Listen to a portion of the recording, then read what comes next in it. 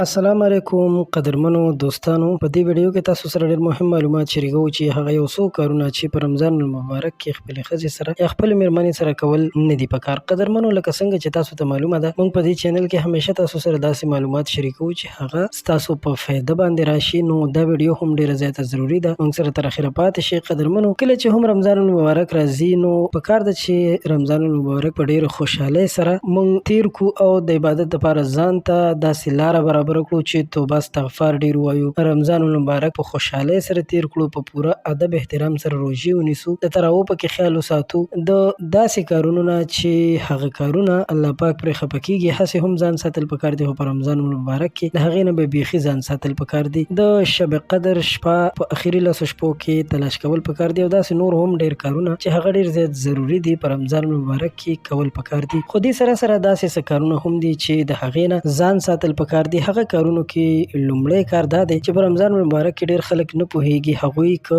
د رمضان المبارک نه مخکې واده کړی وي نو خپلې مېرمنې سره هغوی د بوسه کنار کوشش کوي، د ښکلولو کوشش کوي، یا دغه دوران کې زیات داسې هم مخې ته راغلي دي او موږ په دې باندې ویډیوګانې هم کتلي چې دا خبرې عالمانو هم شریکې کړي چې د انزال خطره هم وي. کله چې انزال وشي نو روژه ورسره فاسدېږي. نو په دې میاشت کې خصوصا عبادت ته توجه کول پکار دي او د دغسې حالت نه د دغسې کار نه ځان ساتل پکار دي، ځکه چې روژه په کال کې یو ځل وي او که څوک دغه کوروالی یا خپلې ښځې سره مینه محبت کوي دغه هر وخت کېدلی شي، د شپې په دوران کې هم کېدلی شي. د روژې په حالت کې ځان ساتل پکار دي. غوښتل مو چې دا ویډیو د یو معلوماتو په شکل د یو معلومات په طور باندې تاسو سره شریکه کړم. تاسو د دې هر څه نه ځان خبر کړئ. امید لرم تاسو به زما د ویډیو په مقصد باندې او د دې په معلوماتو ځان پوه کړی وي. یو جهان مننه چې تاسو ویډیو موږ سره تر اخره وکتله. خوشحالي مو غواړم. بریالي اوسئ. آباد اوسئ.